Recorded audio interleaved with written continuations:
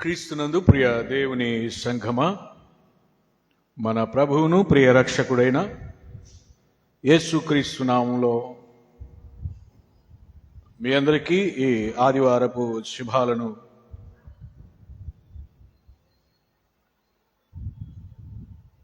తెలియజేస్తూ ఉన్నాను.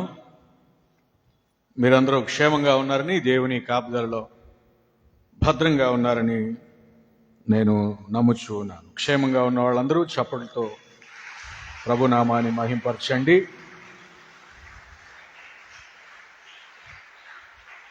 ప్రియ దేవుని సంగమా, దేవుడిచ్చినటువంటి గొప్ప భాగ్యం,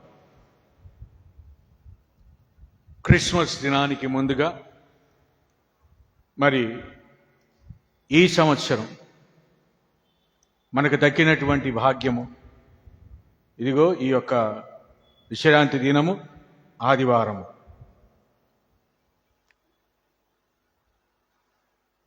రేపటి దినాన్ని చూడబోయే ముందు మనము దేవునిని ముందుగానే దర్శించుకొని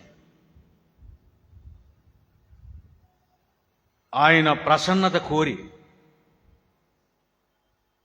ఆయన పండుగను ఆచరించటానికి సిద్ధపాటుకు వచ్చినటువంటి దినం, విశ్రాంతి దినం. రేపటి దినానికి సిద్ధపడాలి. దేవుడిచ్చినటువంటి గొప్ప సమయం,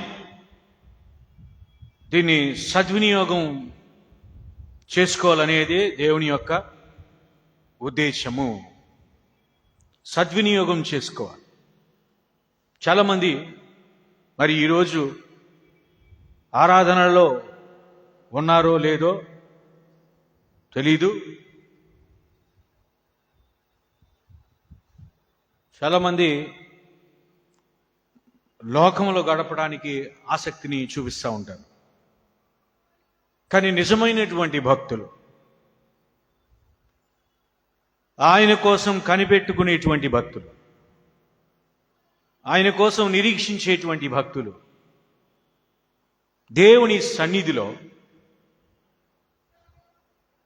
ఆయన కొరకు, రెండవ రాకడ కొరకు ఎదురు చూసేటువంటి భక్తుల గుంపుల్లో ఉంటారు. భయభక్తులు కలిగిన వాళ్ళు. మొదటి రాకడ అంటే యేసుక్రీస్తు వారి జననము. రెండవ రాకడ అంటే మనము నిరీక్షిస్తూ ఉన్నటువంటి దేశము, పరదేశము, పరలోక రాజ్యము.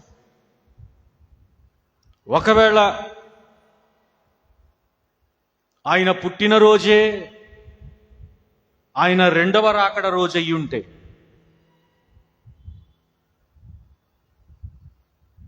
అయోగ్యులైనటువంటి వారు, అబద్ధ క్రైస్తవుల పరిస్థితి ఏంటి? కానీ దేవుడు మనలనైతే ఆ గుంపులో చేర్చలేదు. కానీ దేవుడు వాక్యముతో హెచ్చరించాడు. వాక్యానుసారంగా మనం ఎక్కడ ఈరోజు సన్నిధిలో చేరి ఉన్నామో,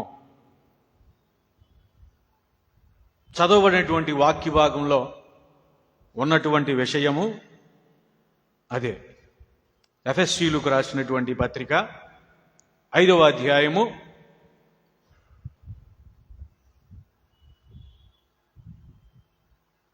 13వ వచనం నుంచి 17వ వచనం వరకు.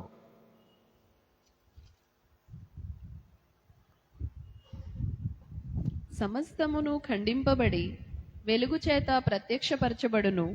ప్రత్యక్షపరచునది ఏదో అది వెలుగే కదా.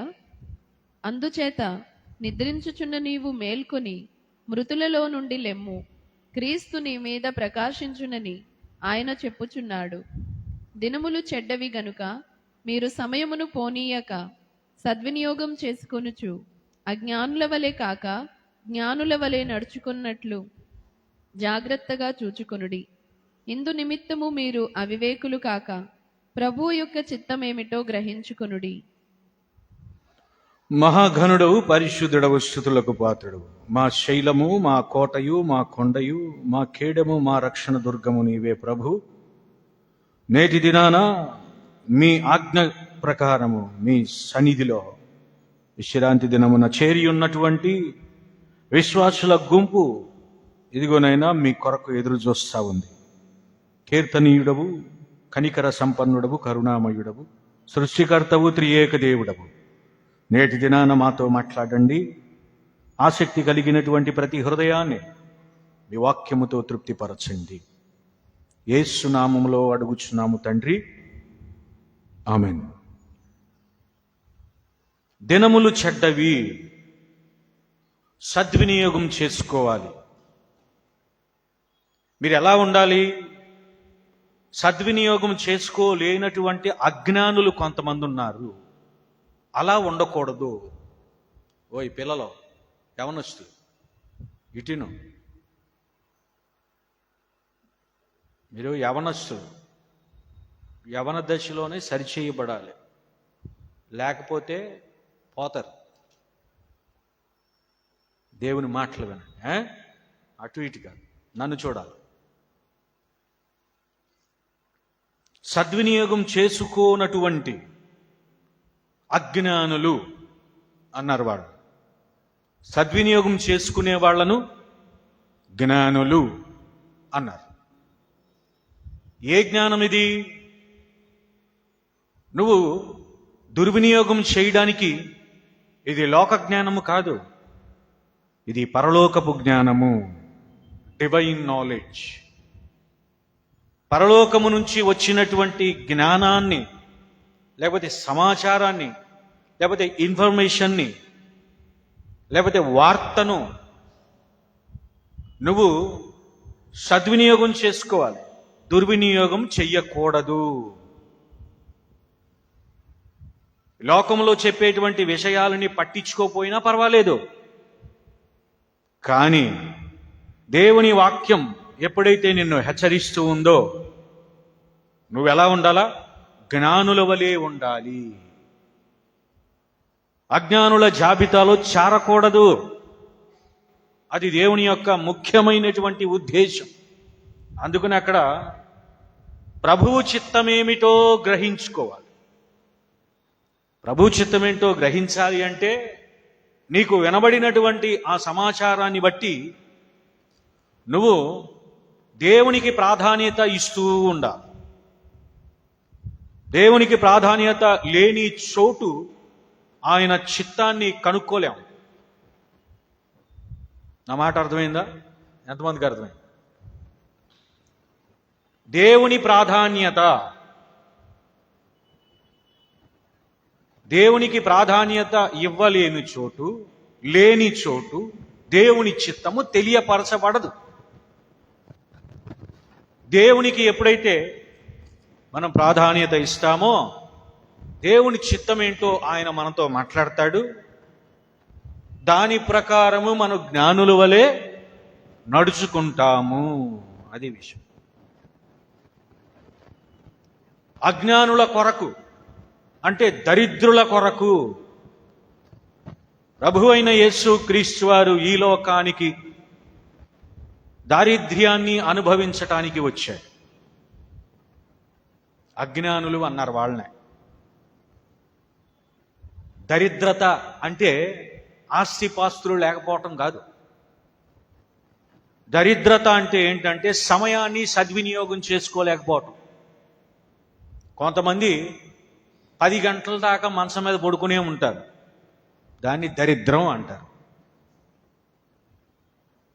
11 అయినా సరే చర్చికి సమయం అయిపోతున్నా సరే రారు, దాన్ని దరిద్రము అంటారు. ఏమండి? వాక్యం చెప్పేటప్పుడు వెళ్దాంలే, లేకపోతే పాటలు అయిపోయాక వెళ్ళిపోదాంలే. కొంతమంది ఆశీర్వాదపు సమయానికి వస్తూ ఉంటారు, కొంతమంది పండగలకు వచ్చేవాళ్ళు ఉన్నారు. పండగలకైతే కొత్త బట్టలు గుంటించుకుంటారు కదా, అవి వేసుకుని నన్ను చూడండి, నా సోకు చూడండి అని చూపించుకుంటాకు వస్తారు. ఎంత నగలు దిగేసుకుంటే ఏం లాభం, ఎంత ఖరీదు పెట్టి పట్టు చీరలు కొనుక్కుంటే ఏం లాభం, ఎంత ఖరీదు పెట్టి సూటు బూట్లు కుట్టించుకుంటే ఏం లాభం? నువ్వు దరిద్రుడివి. నీకు దేవుని సన్నిధి యొక్క ప్రాధాన్యత, దేవుని యొక్క ప్రాధాన్యత నీకు తెలియలేదు కనుక నువ్వు దరిద్రుడివే. నువ్వు సమయాన్ని సద్వినియోగం చేసుకోలేకపోతున్నావు కాబట్టి దరిద్రుడవు అన్నాడు. దరిద్రుడు అనేటువంటి మాట పూర్ పీపుల్. దేంట్లో పూరు? ఆత్మీయ జీవితంలో పూర్, బలహీనులు, ఆత్మీయంగా గ్రుడ్డివారు, ఎదుగు బొదుగు లేనటి వాడి వారు. ఎక్కడి గొంగడే అక్కడనే ఉన్నది. మీ మీద చీపిరి కట్ట నయం. ఇంట్లో తుడుస్తాం కదా చీపిరి కట్ట. ఏం చేస్తుంది అది? నువ్వు చెప్పిన మాట ఏంటది? చేతిలో రమ్మని చేతిలోకి వచ్చేసి తుడిచేయమంటే మొత్తం తుడిచేస్తుంది ఇల్లంతా. నీ మాట ఏంటుంది చీపిరి కట్ట. నేను ఎన్నని చెప్పి మొండిగేసి మూల కూర్చుంది అనుకో, నువ్వేం చేస్తావు? దాన్ని పడేసి ఇంకో దాన్ని తెచ్చుకుంటావు. దేవుడు కూడా అంతే. నువ్వు చీపురు కట్ట లాంటి వాడివి. వింటే ఉపయోగించుకుంటాడు, లేకపోతే తీసి అవతల పడేస్తాడు. సమయాన్ని ఏం చేయమంటున్నాడు? సద్వినియోగము చేసుకొనవలెను, ఎందుకంటే ఈ దినములు చెడ్డవి. నువ్వు ఇంకా దరిద్రుల్లాగా ఉండటానికి వీల్లేదు. 38 సంవత్సరాల నుంచి ఒక అతను దారిద్ర్యాన్ని అనుభవిస్తూ ఉన్నాడు. బెతస్తా కోనేటి దగ్గర పడిపోయి ఉన్నాడు. అతని సమస్య ఏంటి? అతని సమస్య ఏంటంటే రోగం వచ్చేసింది, లెగలేడు, కదలలేడు, వెళ్ళలేడు. పాపం కాళ్ళు చేతులు బాలేదు. అందుకనే దరిద్రుడిగా ఒకచోటే ఉండిపోయాడు. ఎవరైనా సహాయం చేస్తారేమో అని చెప్పి ఎదురు చూస్తూ ఉన్నాడు. ఎవరో సహాయం చేసేటువంటి పరిస్థితిలో లేరు. ఎవరు బిజీలో వాళ్ళు ఉండిపోయారు. దరిద్రుడు దరిద్రతను అనుభవించటానికే పుట్టినట్టుగా ఆ కోనేటి దగ్గర పడిపోయి ఉన్నాడు. కానీ ఎప్పుడైతే దేవుడు అతన్ని దర్శించాడో, నీ పరుపునెత్తుకుని నడువు అనగానే చక్కగా నడిచాడంట. అతనికి ఒక కారణం ఉంది. కాళ్ళు చేతులు లేవు కాబట్టి, జబ్బు చేసింది కాబట్టి, రోగం వచ్చింది కాబట్టి పడిపోయి ఉన్నాడు. అది కారణం. మీకేం రోగాలు వచ్చినాయి? ఆరోగ్యంగా ఎంతమంది ఉన్నారు? ఆరోగ్యంగా ఎంతమంది ఉన్నారు? కాళ్ళు చేతులు ఎంతమందికి ఉన్నాయి? ఉన్నాయా? చెక్ చేసుకోండి ఒకసారి. చెక్ చేసుకోండి ఒకసారి. కాళ్ళు చేతులు ఎంతమందికి ఉన్నాయి? ఉన్నాయా? కుంటికాళ్ళ, అవిటికాళ్ళు? అవి బాగానే ఉన్నాయా? కాళ్ళు చేతులు లేవుగా ఎవరికి? ఉంటే చెప్పండి, ప్రార్థన చేసేద్దాం. మళ్ళీ వచ్చేస్తాయి నెటారుగా. ఉన్నాయా లేవా? కాళ్ళు చేతులు ఎంతమందికి ఉన్నాయి? నడుము వంగిపోయినాయా? నడుము వంగిపోయినటువంటి వాళ్ళు ఉన్నారా? నడుము వంగిపోయినటువంటి ఒక ఆయన ఉంటాడు వంటగదిలో. ఆయన చూసైనా బుద్ధి తెచ్చుకోవాలి మీరు. మీకు వండి పెట్టడానికి పొద్దున్నే వచ్చేస్తారు వాళ్ళు. ఇప్పుడు ఎవరు దరిద్రులు? ఆయన మీరా? లేటుగా వచ్చిన వాళ్ళ గురించి చెప్తున్నాను నేను. ఆలస్యంగా వచ్చిన వాళ్ళు చేతులు ఎత్తండి. ఆలస్యంగా వచ్చినాడు. పైన ఉన్నవాళ్ళు లాడ్డులాగా కూర్చుంటున్నారేంటి? చేతులు ఎత్తండి. ఆలస్యంగా వచ్చినాడు. దేవుని దగ్గర పిచ్చి పిచ్చి వేషాలు వస్తే నడుము వంగిపోద్ది. మీకు అర్థం కావట్లా? ఇంకా నేను నమ్ముకున్న దేవుని యొక్క గొప్పతనం ఏంటో మీకు అర్థం కావట్లేదు. నడుము 2-3 సార్లు చెప్తాడు. పోయిన క్రిస్మస్ నుంచి ఈ క్రిస్మస్ దాకా చెప్తానే ఉన్నాం. మళ్ళీ క్రిస్మస్ వచ్చేసింది, ఇంకా నడువు నెటారుగా రాలా. నడువు వంగిపోయిందంట ఒక స్త్రీకి. నిజంగానే వంగిపోయింది కాబట్టి అద్భుతం చేయాల్సి వచ్చింది దేవుడు. అక్కడ కారణం ఉంది. అక్కడ వంగిపోయింది కాబట్టి దేవుని దర్శించుకుంది. దేవుని దర్శనం కోరుకుంది. దర్శనం జరిగింది. ఆయన నడుము వంగిపోయినటువంటి స్త్రీని నిటారుగా చేశాడు. అక్కడ అవసరం ఉంది కాబట్టి. మీకేం పోయే రోగం వచ్చింది? మాయ రోగం. బాగానే ఉన్నారుగా. రోగాలు ఏం లేవుగా. ఉన్నాయా రోగాలు ఏమన్నా? బీపీలు, షుగర్లు మహా అంటే అయ్యే ఉంటాయి. అవి పెద్ద రోగాలేం కాదు. కాలక్రమేణా అందరికీ వచ్చేటువంటివే అవన్నీ. ఈ రోజుల్లో అసలు మరీ ఎక్కువ రోగాలు వచ్చేస్తాయి. దినములు చెడ్డవి. ఎటు నుంచైనా రావచ్చు రోగం నీకు. ఇక్కడ శరీరం బలహీన పడిపోతుంది, అది కాదు చూడాల్సింది. నీ ఆత్మ ఎంత బలంగా ఉంది అది చూడాలి. నీ ఆత్మ దేవునికి దగ్గరగా ఉందా? రండి రండి రండి, దేవుని సన్నిధికి రండి, దేవునితో గడపండి, దేవుని సన్నిధిలో ఉండండి, ఇక్కడ పాడండి, ప్రాక్టీస్ చేయండి, నేర్చుకోండి అని చెప్పి స్వరం వినబడతానే ఉంది. మాకు ఎగ్జామ్స్ అండి, 10th క్లాస్ ఎగ్జామ్స్ అండి, కాబట్టి రాలేమండి అని మానేశారు కొంతమంది. పాస్ అయ్యారా? ఎవరైనా పాస్ అయ్యారా? ఫెయిల్ అయ్యారా? 10th క్లాస్ వాడు. ఇంటర్మీడియట్ అండి, డిగ్రీ అండి, మేము రాలేమండి అన్నారు. నేను అప్పుడే చెప్పేశా, నువ్వు ఐఏఎస్ ఎగ్జామ్ కన్నా వెళ్ళు, దేవుని సన్నిధికి వచ్చి నువ్వేం చేయాలి? ప్రార్థనకు తగిన సమయం ఉంది, ఆ సమయాన్ని ఇక్కడ ఇచ్చేసి దేవునికి ఇక్కడ ప్రార్థన చేయించుకుని నువ్వు వెళ్ళాలి. ఏ పనికైనా వెళ్ళాలి. అప్పుడు నీకు విజయం వస్తుంది.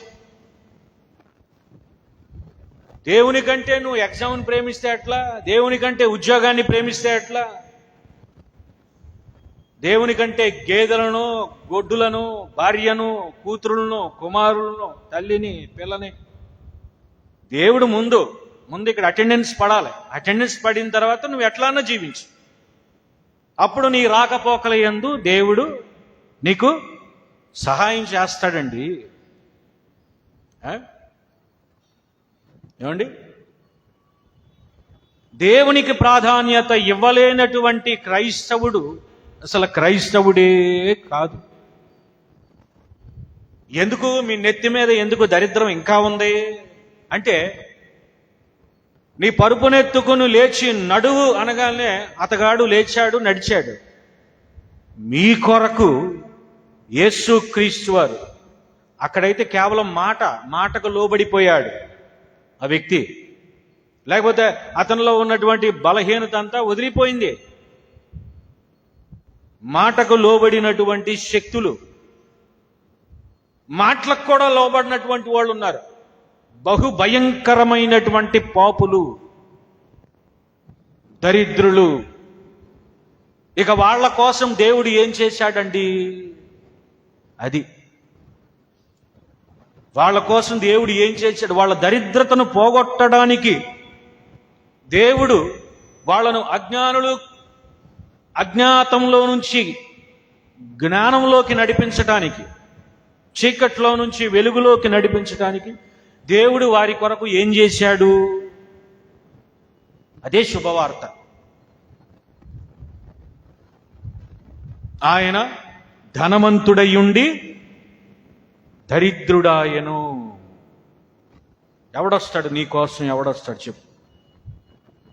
నీకోసం ఏ ధనవంతుడు వస్తాడు? నువ్వు కష్టాల్లో ఉంటే, దుఃఖాల్లో ఉంటే, వేదనలో, బాధలో ఉంటే, నిన్ను దరిద్రత ఆవరించేసి ఉంటే, నీకు శని దాపరించి ఉంటే నీ కొరకు ఎవడొస్తాడు? వస్తారా? ఈ లోకంలో ఏ మనిషి అయినా వచ్చి నీకు సహాయం చేస్తాడా? ఎవ్వడు చేయడు. ఎంతో అల్లారు ముద్దుగా పెంచుకున్నటువంటి నీ పిల్లలు కూడా సమయానికి నీ దగ్గరికి రారు. నువ్వు ఎంతగానో ప్రేమించేటువంటి భార్య కూడా సమయానికి నీ దగ్గరికి రాదు. నువ్వు ఎంతగానో ప్రాణానికి ప్రాణంగా ప్రేమించి పెళ్లి చేసుకున్న నీ భర్త కూడా నీ దగ్గరికి రాడు. కట్నమించి కొనుక్కున్నా సరే రాడు వాడు. కావాల్సి ఒకసారి ఇంటికి వెళ్ళిన తర్వాత టెస్ట్ చేయండి. భార్యాభర్తలు వచ్చారా? భార్యాభర్తలు ఎంతమంది వచ్చారండి? భార్య భర్త ఇంటికి వెళ్ళాక అడగండి, అమ్మాయి నేనంటే చాలా ఇష్టం అంటున్నావు కదా, నా కోసం చచ్చిపో అను. నిన్ను చంపేద్దు తప్ప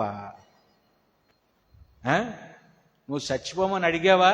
సాయంత్రం అన్నంలో కూరలో జాగ్రత్త. జాగ్రత్త చూసుకొని తినాలా. అది నేను సరదాగా అన్నానమ్మా, నువ్వు సరదాగా, నేను సీరియస్ తీసుకున్నానండి అంటది. నువ్వు సరదాగా అన్నావు నాయన, నేను దాన్ని సీరియస్ అనుకున్నాను, భర్త మాట దైవవాక్తో సమానం అంటది. పొరపాటు నా పని చేయబాకు ఇంటికి వెళ్ళిన తర్వాత. ఏమండి?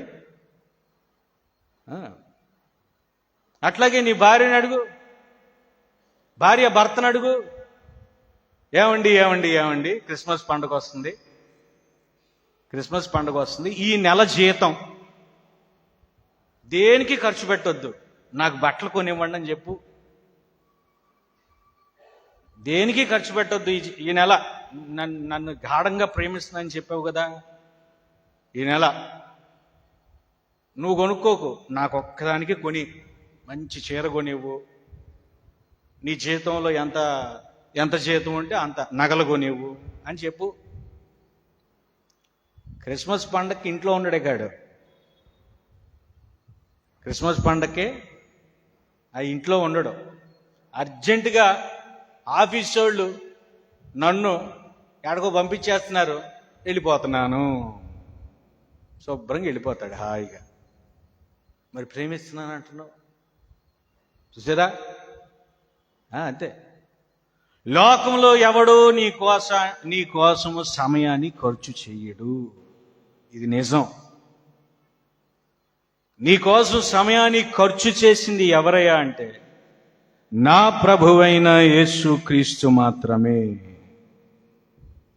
నీకున్నటువంటి దరిద్రత పోవాలని ఆయన ఈ లోకానికి దారిద్ర్యాన్ని అనుభవించటానికి వచ్చాడు, దూషించబడ్డాడు, వెలివేయబడ్డాడు, దెబ్బలు తిన్నాడు, సిలువనెక్కాడు. ఎవరు చేస్తారు నీకోసం? ఎవరు చేయరండి, ఎవరు చేయరు. మీరందరూ ఎందుకు పుట్టారో లేదో నాకు తెలియదు, కానీ యేసుక్రీస్తు వారు పుట్టింది మాత్రం నీ కోసము. నీ కోసమే ఆయన జన్మించింది, నీ కోసం ఆయన జన్మించింది నీ కోసమే, దరిద్రతను పోగొట్టడానికి. ఆయన రక్తములో కడుగబడినటువంటి వాళ్ళందరూ క్రైస్తవులైతే, ఇంకా సమయానికి సన్నిధికి రాని లేని వాళ్ళందరూ ఇదిగో రోగాలతో ఉన్నట్టున్నారు, ఇంకా స్వస్థత రాలా. యేసుక్రీస్తు వారి రక్తంలో కడుగబడిన తర్వాత కూడా స్వస్థత లేనటువంటి జీవితాలు, భ్రష్టులు అన్నారు వాళ్ళని. దరిద్రత తర్వాత దశ ఏంటయా అంటే, దరిద్రత తర్వాత భ్రష్టత్వం. భ్రష్టత్వానికి అప్పచెప్పేస్తాడు దేవుడు. వాడు పాపపు పురుషుడు. ఇక నీవు పాపాలు చేసుకుంటా బ్రతకాల్సిందే, తప్పు మీద తప్పు, తప్పు మీద తప్పు, తప్పు మీద తప్పు.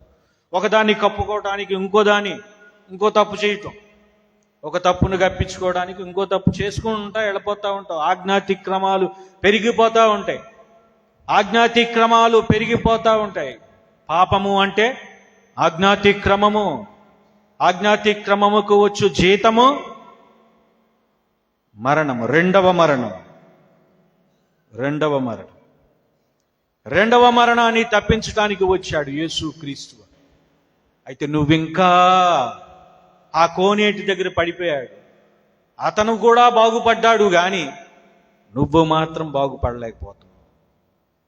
ప్రతిసారి హెచ్చరించేది ఏంటి అంటే, నేర్చుకోండి, బాగుపడండి, రండి రండి అని హెచ్చరించేది కేవలం మీ మీద ప్రేమ మాత్రమే.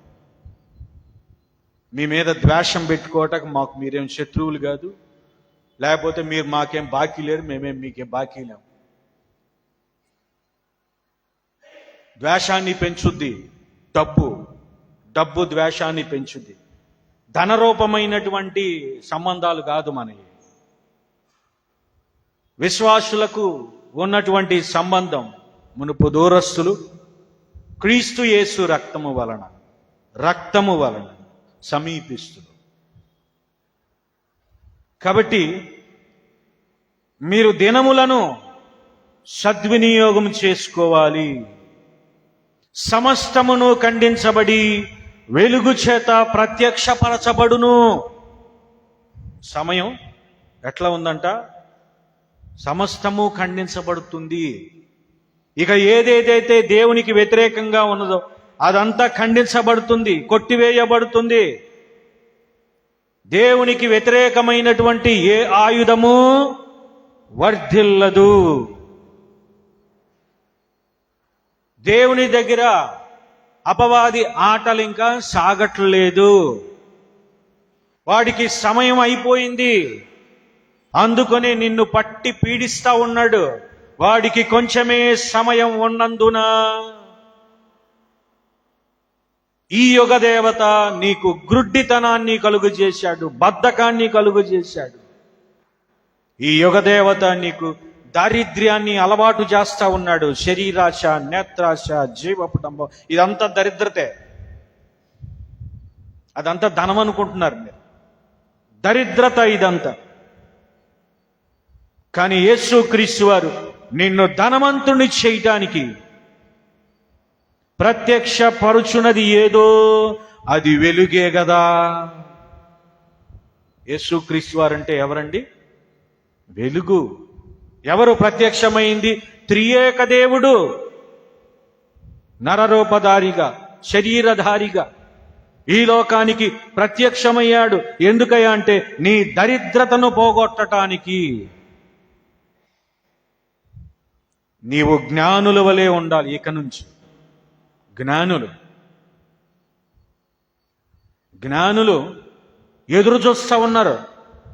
రక్షకుడు జన్మించబోతా ఉన్నాడు అని ఎదురు చూస్తా ఉన్నారు జ్ఞానులు. జండ్ అవస్థ అనేటువంటి వారి గ్రంథాలలో రాయబడినటువంటి విషయం ఏంటా అంటే రక్షకుడు తూర్పున ఉదయించబోతూ ఉన్నాడు. రక్షకుడు ఉదయించబోతా ఉన్నాడు. ఎక్కడ ఉదయించబోతా ఉన్నాడు? బెత్లెహేములో ఉదయించబోతా ఉన్నాడు. బెత్లెహేములో ఉదయించబోతా ఉన్నాడు.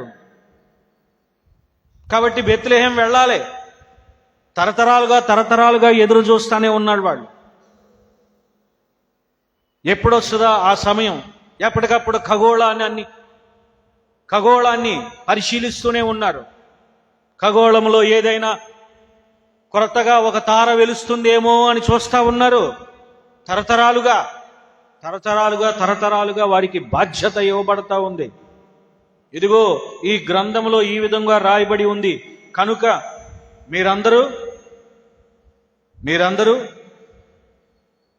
మీరందరూ ఎవరి కోసం ఎదురు చూడాలి?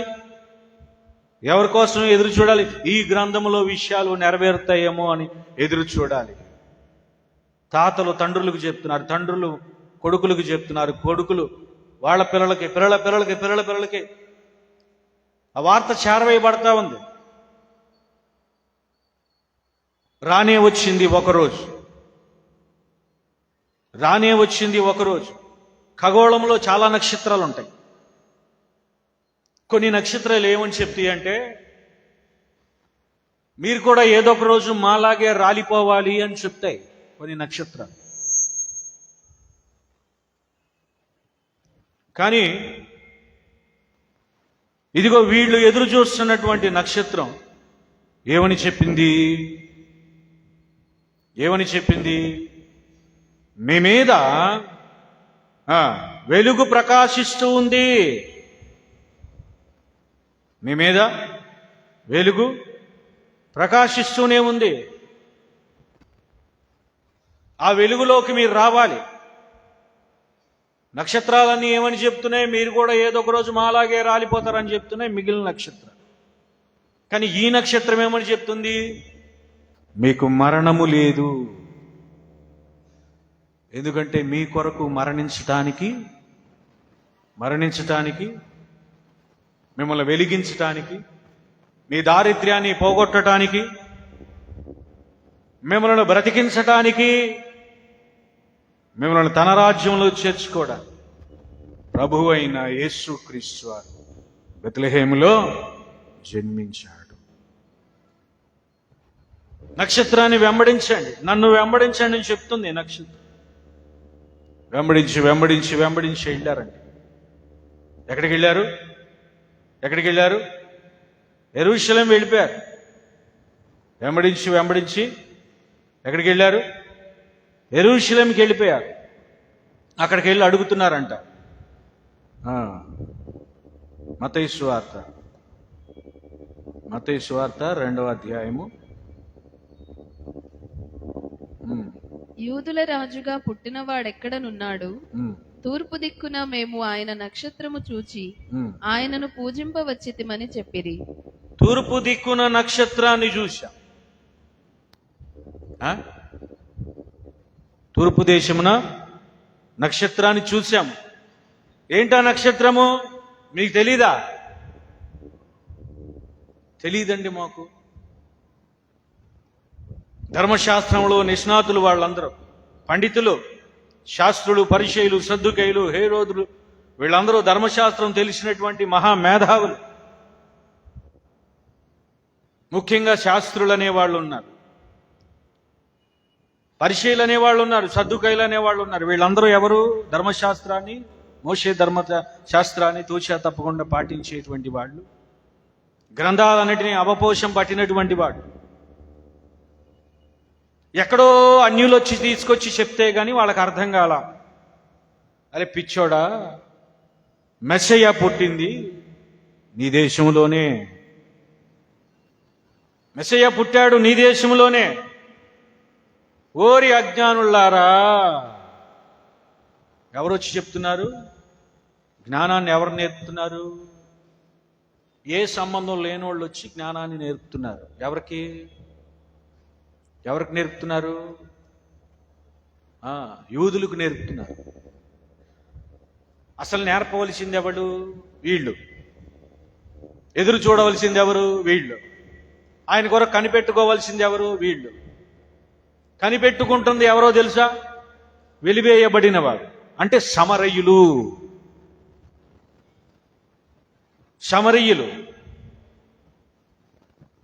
సమరయులు ఎదురు చూస్తూ ఉన్నారు. మెస్సయ్య పుడతాడు. యేసుక్రీస్తు వారికి సమరయ్య స్త్రీ చెప్పిన మాట అదే, మేము మెస్సయ్య వస్తాడని ఎదురు చూస్తున్నాము, అది నీవేనా అని అడుగుతా ఉందాం. నేనే మార్గమును, సత్యమును, జీవమును. ఇప్పటిదాకా మీరు కొండల్లో, గుట్టల్లో, పర్వతాల మీద ఆరాధించారేమో ఇప్పుడు దాకా, కానీ ఇప్పుడు వేరే. ఇప్పుడు ఆరాధించేటువంటి వాళ్ళందరూ ఆయనను ఆరాధించువారు ఆత్మతోనూ సత్యముతోనూ ఆరాధిస్తారు. నేనే మెస్సయ్యనని చెప్తా ఉన్నాడు అక్కడ. ప్రభువైన యేసు క్రీస్తు వారు బెత్లెహేములో జన్మిస్తూ ఉన్నాడు అనే సంగతి జ్ఞానులు వచ్చి చెప్తా ఉన్నారు. మీకు తెలీదా? యాకోబులోనే కదా నక్షత్రం ఉదయించేది. ఆ విషయం మీకు తెలీదా? ఒకసారి చూడండి, మీ గ్రంథాలు తీసి చూడండి. మీకా గ్రంథం 5వ అధ్యాయం 2వ వచనం. మీకా గ్రంథం 5వ అధ్యాయము 2వ వచనం. బెత్లెహేము ఎఫ్రాతా, యూదా వారి కుటుంబములలో నీవు స్వల్ప గ్రామమైనను నా కొరకు ఇశ్రాయేలీలను ఏలబోవువాడు నీలో నుండి వచ్చును. పురాతన కాలము మొదలుకొని శాశ్వత కాలము ఆయన ప్రత్యక్షమగుచుండెను. ఆది యందు ఉన్నటువంటి దేవుడు కృపా సత్య సంపూర్ణుని వలె త్రిశక్తి కలిగినటువంటి వాడు ఈ లోకానికి శరీరధారిగా దిగివచ్చాడు. అది బెత్లెహేములోనే ఆయన జన్మించాడు. యాకోబు వంశములో ఉదయించినటువంటి నక్షత్రం అది. యాకోబు వంశములో ఉదయించినటువంటి నక్షత్రం అది. మీకు తెలీదా? మీ ఊర్లోనే పుట్టాడు అని చెప్తా ఉన్నారు వాళ్ళు వచ్చి. ఇప్పుడు జ్ఞానులు ఎవరు, అజ్ఞానులు ఎవరు? అజ్ఞానులు ఎవరు? ఎవరైతే యూదులని చెప్పుకుంటున్నారో వాళ్ళు అజ్ఞానులు అయిపోయారు. ఎవరైతే అన్యులని చెప్పి చెప్పుకుంటా ఉన్నారో వీళ్ళు జాతకాలు చూసుకుంటారు, వీళ్ళు ఖగోళాన్ని చూసుకుంటారు, వీళ్ళు ముహూర్తాలను చూసుకుంటారు, లేకపోతే వీళ్ళు సృష్టిని పూజిస్తారు అని ఎవరినైతే మీరు హేళన చేశారో వాళ్ళు ఏమయ్యారు? వాళ్ళు నిజమైన భక్తులుగా కనపడుతున్నారు. అసలైన విషయాల్ని నమ్మి దాని కొరకు కనిపెట్టుకునేటువంటి గుంపులో వాళ్ళున్నారు, బుద్ధి కలిగినటువంటి గుంపులో వాళ్ళున్నారు, బుద్ధి లేనటువంటి గుంపులో ఎవరున్నారు? యూదులున్నారు. మీరు కూడా అంతే. యేసు క్రీస్తు వారు రాబోతా ఉన్నాడో, ఆయన రాబోతున్నాడు అనేటువంటి విషయం 2000 సంవత్సరాల నుంచి వినబడతానే ఉంది. కానీ మీరు ఇంకా అజ్ఞానుల వలె. నోవహు గారు హెచ్చరిస్తా ఉన్నాడంట. నోవహు గారు హెచ్చరిస్తానే ఉన్నాడు, రండి రండి ఓడలోకి వచ్చేసేయండి, ప్రళయం రాబోతుంది, జల ప్రళయం, ఓడలోకి వచ్చేసేయండి.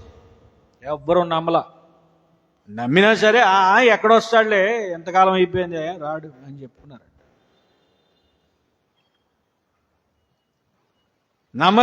నమ్మకం లేకుండా ప్రవర్తన చేశారు. ఎవరికి వాళ్ళు తినుచు త్రాగుచు పెండ్లి చేసుకుంటూ లోకములో సంతోషిస్తూ ఉన్నారు, సుఖిస్తూ ఉన్నారు. రానే వచ్చింది జలప్రళయం. ఎవరైతే నోవహు చెప్పినటువంటి వార్తను నమ్మి దేవుని యొక్క మాటలుగా అంగీకరించి దాని ప్రకారం నడుచుకుని ఓడలోకి ప్రవేశించారో వారు జ్ఞానులయ్యారు. ఎవరైతే దేవుని మాటను ధిక్కరించారో వాళ్ళు భ్రష్టత్వంలోకి వెళ్ళిపోయారు, చచ్చిపోయారు. నాశనం, దాన్ని నాశనం అన్నారు. నాశనం, నీకు నాశనం రాబోతుంది, జాగ్రత్త. దైవ సేవకులు హెచ్చరించేది అంత చిన్నగా విషయాలుగా తీసుకోకూడదు. హెచ్చరిస్తున్నాడు అంటే గద్దింపుకు లోబడాలి. ఎన్నిసార్లు గద్దించినా లోబడకపోతే ఏమవుతావు? ఫెయిల్ అయిపోతావు జీవితంలో, ఫెయిల్ అయిపోతావు. ఫెయిల్ అయిపోయారు వీళ్ళు. యూదులని చెప్పుకుంటున్నటువంటి వాళ్ళు ఏం చేశారు? ఫెయిల్ అయిపోయినట్టే. చేతిలో గ్రంథం పెట్టుకుని మెస్సయ్య ఎక్కడ పుడుతున్నాడో తెలియదని చెప్తే దాన్ని ఫెయిల్యూరీ అంటారు. దాన్ని ఏమండి, ఇప్పుడు ఎగ్జామ్ రాయాలి, ముందుగానే మెటీరియల్ ఇస్తారు కదా, చదువుకోవాలి, చదువుకుని వెళ్ళి రాయాలి ఎగ్జామ్. చేతిలో మెటీరియల్ ఉన్నా సరే ఫెయిల్ అయ్యావనుకో, దాని అర్థం ఏంటి? నువ్వు చదవలేదని అర్థం, చదివినా నీకు ఎక్కలేదు అని అర్థం, ఎక్కినా అక్కడ రాయలేకపోయావు అని అర్థం, నువ్వు పనికిమాలినోడు అయిపోయావు అని అర్థం. ఎన్నిసార్లు గద్దించినా రండి రండి, చర్చికి రండి, నేర్చుకోండి, ప్రాక్టీస్ చేయండి, పాడండి, ఎంత ప్రోత్సహించినా సరే లోబడలేనటువంటి జనాలు ఫెయిల్ అయిపోతారు.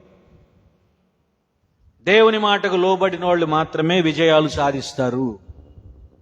జాగ్రత్త. ఫెయిల్ అయిపోయారు ఇక్కడ యూదులు అనబడినటువంటి వాళ్ళందరూ, పరిచయులు, సద్దుకలు అందరూ ఫెయిల్ అయిపోయారు. ఇప్పుడు ఎవరు?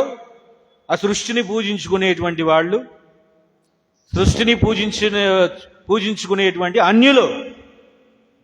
అందుకనే మొదటివారు కడపటివారు, కడపటివారు మొదటివారు అనేటువంటి వాక్యం ఉంది. వాళ్ళు మారు మనస్సు పొందిపోయారు. ఎక్కడ? బెత్లెహేములో జన్మిస్తాడంట. ఎక్కడ? మీకు తెలీదా? చూడండి, అక్కడ రాసి ఉన్నటువంటి విషయం. స్వల్ప గ్రామమైనను నా కొరకు ఇశ్రాయేలును ఏలబోయేవాడు నీలో నుండి వచ్చును. స్వల్పము, దరిద్రులు. స్వల్పులు అంటే ఎవరు? Poor people. స్వల్పమైనటువంటి వాళ్ళు. ఆర్థిక పరమైనటువంటి బలము లేదు, రాజకీయ పరమైన బలము లేదు, సామాజిక పరమైన బలము లేదు, అణిచివేయబడుతున్నారు, వెలివేయబడుతున్నారు, త్రొక్కివేయబడుతున్నారు. వీళ్ళందరూ అల్పులు, స్వల్పమైనటువంటి వారు. చిన్ని జీవితాలు, చిన్న ఉద్యోగాలు, చిన్న కుటుంబం, చిన్న గ్రామం, చిన్న దేశం. కానీ దేవుని మాటకు లోబడ్డావనుకో, దేవుని మాటకు లోబడితే నీవు దీవించబడతావు. చిన్ని దేశం, ఇశ్రాయేలు దేశం, ప్రస్తుతం ఉన్నటువంటి దుబాయ్ కంట్రీస్, అవన్నీ అరబ్ కంట్రీలన్నీ. ఎంత ఉంది? హైదరాబాద్ అంత కూడా ఉండదు బహుశా. వెళ్ళగలరా దుబాయ్? మీరు వెళ్ళగలరా? అసలు వాళ్ళతో మాట్లాడగలరా? ఆ? ఆ? దుబాయ్ వెళ్తారా? వాళ్ళని చూస్తేనే ఒకటి పడుతుంది మీకు, వాళ్ళని చూస్తేనే పడుద్ది. ఎందుకో తెలుసా? వాళ్ళు ఎంత ఎత్తుంటారు, చెయ్యి అంత ఎత్తే అంత ఉంటారు, వాళ్ళు హైటే అంత ఉంటారు. గొలియాతను చూస్తున్నట్టు ఉంటుంది వాళ్ళని చూస్తే. మీకు అక్కడికే కళ్ళు తేలేసేస్తారు మీరు. ఇంకా వాళ్ళతో ఏం మాట్లాడతారు మీరు? మన భారతదేశంలో ఉన్నటువంటి మట్టి నేల శ్రేష్టమైనటువంటి భూమి. ఇజ్రాయెల్ కంట్రీలో ఇసుక అంతా, ఇసుకలో వాళ్ళు పంటలు పండిస్తారు. మట్టి ఉన్నా సరే పంటలు పండించలేకపోతున్నారు ఇక్కడ. అర్థమవుతుందా వాళ్ళ తెలివితేటలు? నోబెల్ బహుమతులు ప్రపంచవ్యాప్తంగా అధిక మొత్తంలో వాళ్ళ దగ్గరే ఉన్నాయి. ఇప్పుడు వస్తున్నటువంటి న్యూ టెక్నాలజీ అంతా వాళ్ళు కనిపెట్టిందే. ఎవరు వాళ్ళందరూ? దేవుని ప్రజలు. దేవుని ప్రజలు స్వల్పమైనటువంటి స్థితి ఇప్పుడు ఎలా మారిపోయిందండి? ఎలా మారిపోయింది? మాదిరికరంగా మారిపోయింది. ప్రపంచానికి మాదిరికరంగా మారిపోయింది. ఎన్నోసార్లు యుద్ధాలు జరిగినాయి. ఇశ్రాయేలుని లేకుండా తీసేద్దాం అనుకున్నారు, ఎవ్వడి వల్ల కాల. ఇప్పుడు కూడా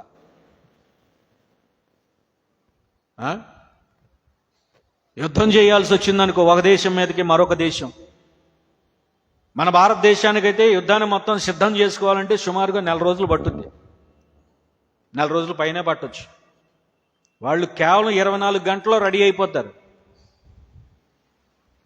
24 గంటల్లో రెడీ అయిపోతారు. మొత్తం సెట్ చేసుకోవాలి కదా, మంది బలం అవన్నీ సిద్ధం చేసుకోవాలి కదా. యుద్ధ ట్యాంకర్లని, బాంబులని, సైన్యం ఎంత ఉందని, కాల్బలము ఎంత ఉంది, ఇవన్నీ రాకెట్స్ ఎన్ని ఉన్నాయి, బాంబులని, ఇవన్నీ చూసుకోవాలంటే సమయం పడుతుంది. యుద్ధం ప్రకటించగానే వెంటనే వెళ్ళిపోయి మనకి ఈదుల్లో పంపుల దగ్గర కొట్టుకున్నట్టు కొట్టేసుకోరు. ఆ యుద్ధాలంటే ప్రపంచవ్యాప్తంగా ఉన్న యుద్ధాలు వేరు, మనం పంపుల దగ్గర కొట్టుకుంటాం కదా. చర్చిలోనేమో స్తోత్రం స్తోత్రం స్తోత్రం అంటారు. పంపుల దగ్గరికి వెళ్తే తెలుసుద్ది, నీళ్ళు పట్టుకునే దగ్గర. అట్లాంటివి కాదు. యుద్ధాల్లో కూడా నీతి న్యాయం ఉంటుంది వాళ్ళకి, రూల్స్ పాటిస్తారు. 24 గంటల్లో యుద్ధానికి రెడీ అయిపోతారు వాళ్ళు. అంత గొప్ప టెక్నాలజీ ఉంది వాళ్ళ దగ్గర. అంత గొప్ప టెక్నాలజీ ఉంది. స్వల్పమైనటువంటి గ్రామము ఇప్పుడు ఎట్లా ఉందండి? ఇప్పుడు ఎట్లా ఉంది? అన్ని విషయాల్లో బలమైనటువంటి దేశముగా, అన్నిట్లో బలమైనటువంటి దేశముగా, గుంపుగా, తెగగా నీలో నుండి వచ్చాడా యేసుక్రీస్తు? ఇప్పుడు చెప్పు, యేసుక్రీస్తు ఎక్కడ పుట్టాడు? బెత్లెహేంలో పుట్టాడు. మంచిదే. ఆ బెత్లెహేంలో ఉంటున్న వాళ్ళకే తెలియదు ఇక్కడ యేసుక్రీస్తు మా పక్కన పశువుల తొట్టులోనే ఉన్నాడు యేసుక్రీస్తు అనే సంగతి ఆ పక్కన వాళ్ళకి కూడా తెలియదు. దాన్ని పనికిమాలినతనం అంటారు, దాన్నే భ్రష్టత్వం అంటారు. ఇక్కడే పుట్టాడా? మాకు తెలియలేదే. ఎందుకు తెలియలా? నువ్వు చూడలా, నువ్వు చదవలా. దేవుని రాకడ అతి త్వరలో ఉంది. బైబిల్ గ్రంథం నీ దగ్గరే ఉంది, నీ చేతిలోనే ఉంది. చదువు రాకపోతే మాలాంటి వాళ్ళు చెప్తారు, విను. మొదటి రాకడ మిస్ అయ్యావు కదా, రెండో రాకడ మిస్ అయ్యావు అనుకో, నరకమే. ఇక క్రిస్మస్ పండుగ అనగానే కొత్త బట్టలు కుట్టించేసుకుని, గారెలు బూరెలు వండేసుకుని, చక్రాలు వండుకుని, కజ్జికాయలు వండుకుని, ఎవడికి పెట్టకుండా ఒక్కదాని ఇంట్లో తలుపులు వేసుకొని తింటాం కాదు. పప్పలు ఎంతమంది వండుకున్నారండి? వండుకున్నారా? పప్పలు ఎంతమంది వండుకున్నారు? వండుకోలేదా? శుద్ధ అబద్ధాలు చెప్తున్నారు మీరు. నేనేమో అడగనులే, చెప్పండి. నేను తినేస్తాను అనుకుంటున్నారే మళ్ళీ. వండుకున్నారా? వండుకోలేదా? ఒకళ్ళు కూడా వండుకోలేదా? పప్పులు కనీసం అరిసిలో ఏదో చేసుకోలేదా? చక్రాలు ఏం చేసుకోలేదా? చెప్పండి. నేను అడగనని చెప్తుంటే మర్యాదగా చెప్తారా చెప్పండి, లేకపోతే నేనే తెలుసుకుంటా, మొత్తాన్ని ఇంటికి పంపిస్తా, వెళ్ళండి తీసుకురండి అని. క్రిస్మస్ అంటే ఇదిగో చూడండి, దేవుడు నీ హృదయంలో పుట్టాడా? బెత్లెహేములో పుట్టాడనే సంగతి జ్ఞానులు కాబట్టి తెలుసుకున్నారు, వెళ్ళారు, అజ్ఞానులకు నేర్పించారు పాఠాలను. ఈరోజు దేవుడు ఏమంటున్నాడో తెలుసా? నీ హృదయంలో పుట్టాలి దేవుడు. యాకోబులో నక్షత్రము ఉదయించింది, చూసావా? యాకోబులో నక్షత్రము. ఎవరు యాకోబు అంటే? ఎవరండి యాకోబు? మోసగాడు. యాకోబు అంటే మోసగాడు, అబద్ధాలు ఆడతాడు, కన్నింగ్ మెంటాలిటీ. అమ్మ ఏం చెప్తే అది వింటాడు. అన్నయ్య అయినా సరే మోసం చేస్తాడు. కొంతమంది మాకేం తెలియదు, మా అమ్మే అంత చేసి నాకేం తెలియదండి అంటారు. అట్లాగే అన్నాడు వీడు కూడా. నాకేం తెలియదు అంతా మా అమ్మ చెప్పినట్టు, మా అమ్మ డైరెక్షన్ అండి అంతా, నాకే పాపం తెలియదు అన్నాడంట దేవుని దగ్గర. కొట్టాడు తొడ మీద. ఎక్కడ కొట్టాడు? తేపతో కుంటి కులాసం అయిపోయాడు. అది అసలు విషయం. ఏమైంది? నీ అన్నయ్యని నువ్వు మోసం చేసావు కదా, నీ అన్నయ్యని నువ్వు మోసం చేసి జ్యేష్ఠత్వపు హక్కును లాగేసుకున్నావు కదా. నాకేం తెలుసు? నేను ఇమ్మన్నాను, చిక్కుడుకాయలు ఇది కావాలని అడిగాడు, కావాలని అడిగాడు, ఇచ్చాను. జ్యేష్ఠత్వాన్ని ఇచ్చేసాడు, నాకేం తెలుసు? అవకాశాన్ని వాడుకున్నాడు. అవకాశవాది అయ్యాడు అక్కడ. తండ్రి పిలుస్తా ఉన్నాడు, నీకు ఆశీర్వాదం ఇవ్వాలి, వెళ్ళి వేటకెళ్ళు, వేటాడుకురా, నాకు రుచికరమైనటువంటి భోజనం పెట్టు, తినేసి నేను దీవిస్తాను అన్నాడు అన్నయ్యతో. ఈలోపు నక్క చిత్తులు మారి నక్క వాళ్ళమ్మ ఎక్కడ డోర్ అనకుండి ఎందంట. ఆడి ఇంటికి వచ్చాడు. ఒరే రా రా రా రా రా. ఇందాక మీ నాన్న మీ అన్నయ్యతో చెప్తున్నాడు, దీవెనలు ఇస్తాడంట, వేటాడుకు రమ్మంటున్నాడు, రుచికరమైనటువంటి భోజనాన్ని పెట్టమంటున్నాడు. నువ్వు వెళ్ళి దేని దానికి తీసుకురా, నేను వండుతా. ఆయనకి ఏమి ఇష్టమో నాకు తెలుసు, నువ్వు వెళ్ళు, నేను చేస్తాను కదా, నీకెందుకు? పంపించే కొడుకుని పంపిస్తావు, నూరి పోసి పంపిస్తుంది కొడుకుని. దేనికోసం? ఆశీర్వాదాలను దొంగిలించేటువంటి, దొంగతనం చేయడానికి ప్రయత్నిస్తున్నటువంటి తల్లి కూతురు కొడుకులు. వెళ్ళాడు, తెచ్చాడంట, తీసుకొచ్చాడు. తెలుసు కదా భర్తకి ఏమేమి ఇష్టం, భార్యకి తెలుసు కదా, శుభ్రంగా వండేసింది అన్నీ. ఉప్పు ఎంత వేయాలో తెలుసు, కారం ఎంత వేయాలో తెలుసు, ఎలా బుట్టలో వేసుకోవాలో భార్యలకు బాగా తెలుసు. మంచిగా వండి పెట్టేసింది రుచికరమైనటువంటి భోజనం. పాపం ఈయనేమో వృద్ధుడైపోయాడు ఉన్నాడు, కళ్ళు కనపట్ల. తీసుకెళ్ళి ఎదురుగుండా పెట్టగానే వాసన వస్తుంది, ఆహా భలే ఉందరా అనుకున్నాడు. వచ్చినోడు ఎవడు? అన్నయ్య, తమ్ముడా, రా రా రా, దగ్గరికి రా, నీ చేతులు చూపించు. చేతులు ఇట్లా నిమిరాడంట. నువ్వే, ఓకే, నాకు అర్థమైపోయింది, నువ్వే. మంచి భోజనం పెట్టావు, రా దీవిస్తాను రా. దీవించేశాడు, ఆశీర్వాదాలన్నీ ఇచ్చేశాడు. నెమ్మదిగా పక్కకు తప్పుకున్నాడు ఇక అక్కడి నుంచి. ఈలోపు ఆయన వచ్చాడు, అసలోడు వచ్చాడు వేటకెళ్ళి తండ్రి, ఇదిగో నాకు దీవెనలు కావాలి, నన్ను దీవించు. అదేంటయ్యా, ఇప్పుడే కదా నిన్ను దీవించాను, మళ్ళీ దీవెనలు అడుగుతున్నావు? అయ్యో, వచ్చింది ఎవరు? వచ్చింది నా తమ్ముడు, మోసం చేశాడు నాన్న. ఒక్క దీవెన కూడా లేదా నాకు ఇవ్వడానికి అని అడుగుతున్నాడంట. ఒక్కటైనా ఉందా? ఒక్కటే. లేదురా, మోసం చేసాడు, మొత్తం ఇచ్చేసాడు.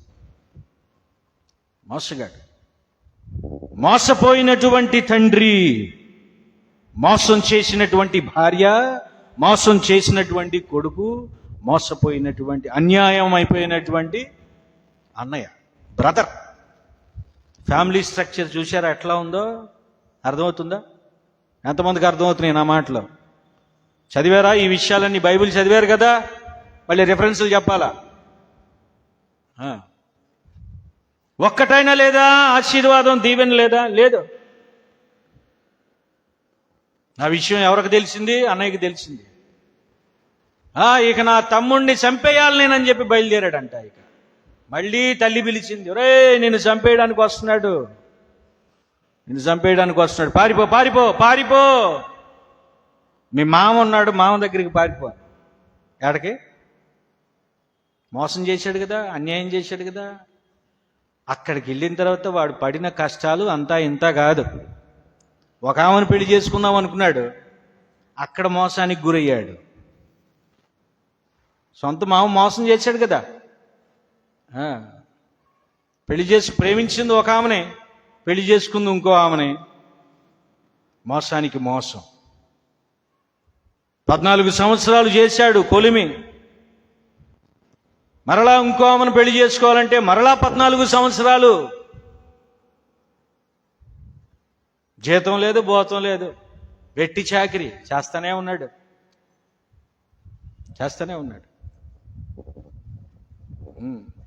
చేసి చేసి చేసి మోసాలు చేసి మోసాలు చేసి మోసాలు చేసి చేసి చేసి రాటు తెరిపాడు. అదే విషయాన్ని దేవుని దగ్గర పెనుగులాడాడు యోకాబు. అదే విషయాన్ని పెనుగులాడాడు. నేను మోసగాడిని కాదు నాయనా, మా అమ్మగారు చెప్పినట్టు నేను చేశాను, నాకేం తెలుసు అంటున్నాడు. లేదు లేదు, నువ్వు మోసగాడివే, నువ్వు అన్యాయం చేశావు, ఒప్పుకో. ఆ విషయం కప్పుకున్నావా మసైపోతావు. పెనుగులాట జరిగింది దేవునికి యాకోబుకి. ఇలా లాభం లేదు. ఇక ఒప్పుకుంటున్నానయ్యా, ఒప్పుకుంటున్నాను, నేను మోసగాడిని, నేను దరిద్రుణ్ణి, నన్ను ఇప్పుడు ధనవంతుణ్ణి చెయ్యి. దినములు చెడ్డవి కనుక నేను పాడైపోయాను, చెప్పుడు మాటలు విన్నాను, మోసం చేశాను. ఎవడ చేయించినా సరే మోసం చేసింది నువ్వే కదా. చేయించింది ఎవడో అయి ఉండొచ్చు, చేసింది నువ్వే కదా. ఎవడో సిగరెట్ తాగమంటే తాగుతావా? ఎవడో మందు తాగమంటే తాగుతావా? ఎవడో నరహత్య చేయమంటే చేస్తావా? ఎవడో దొంగతనం చేయమంటే చేస్తావా? ఎవడో వ్యభిచారం చేయమంటే చేస్తావా? వాడు ఏదో డబ్బులు ఇస్తానని చెప్తే నువ్వు చేసేస్తావా? నీ బుద్ధి ఏమైంది? దరిద్రున్నయ్యా, ఒప్పుకుంటున్నా. ఇశ్రాయేలు అన్నాడు అప్పుడు. ఇశ్రాయేలు, నీలో నుంచి నక్షత్రం ఉదయిస్తుంది. నీలో నుంచి నక్షత్రం ఉదయిస్తుంది. నీలో నుంచి ఉదయించాలి నక్షత్రం. సంఖ్యాకాండం 24వ అధ్యాయం 17వ వచనం. ఆయనను చూచుచున్నాను గాని ప్రస్తుతం ఉన్నట్టు కాదు, ఆయనను చూచుచున్నాను గాని సమీపమున ఉన్నట్టు కాదు. నక్షత్రము యాకోబులో ఉదయించును, రాజదండము ఇశ్రాయేల్లో నుండి లేచును. అది మోయాబు ప్రాంతములను కొట్టును, కలహవీరులనందరినీ నాశనము చేయును. నేటి దినాన ఇశ్రాయేలు దేశము తిరుగులేనటువంటి దేశం. అక్కడ ఉదయించాడు ప్రభువైన యేసుక్రీస్తు. అక్కడ ఉదయించాడు.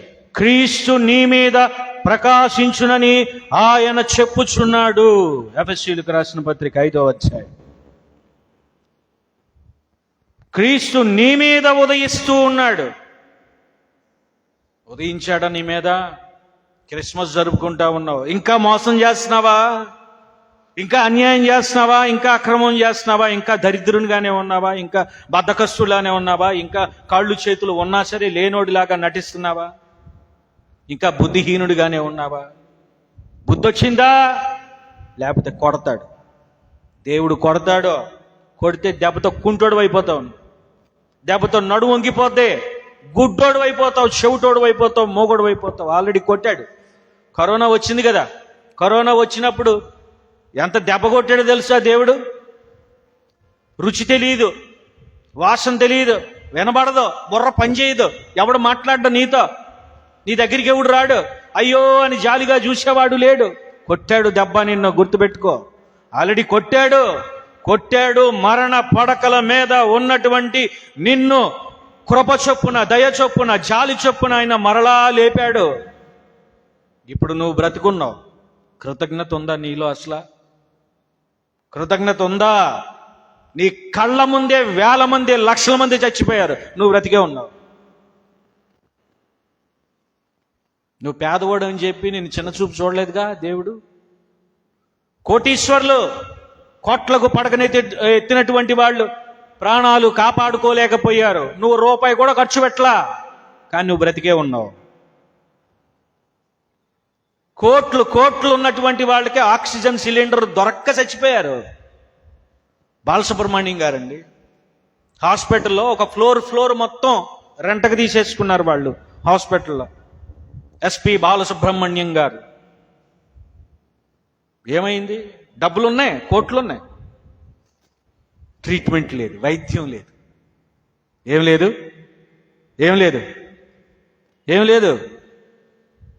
వైద్యం లేదు. ఉన్నా సరే ఎవడికి తెలియదు వైద్యం. లక్షల కోట్లు ఖర్చు పెట్టిన వాళ్ళు బ్రతకలా, కుటుంబాలు చచ్చిపోయారు. మా నాన్న వెళ్ళిపోయాడు హాస్పిటల్లోకి. బయటికి వెళ్ళొద్దు నాన్న అని చెప్పి ఇక్కడ నుంచి ఫోన్ చేశా, వినలా నా మాట. అరే యేసుక్రీస్తు వారు కుంటోళ్ళ దగ్గరికి వెళ్ళాడు, గుడ్డోళ్ళ దగ్గరికి వెళ్ళాడు, రోగుల దగ్గరికి వెళ్ళి ఏమో అంటుకోలేదురా ఆయనకి అన్నాడు మా నాన్న నాతో. నాన్న నువ్వు యేసుక్రీస్తు కాదు కదా నాన్న అన్నా.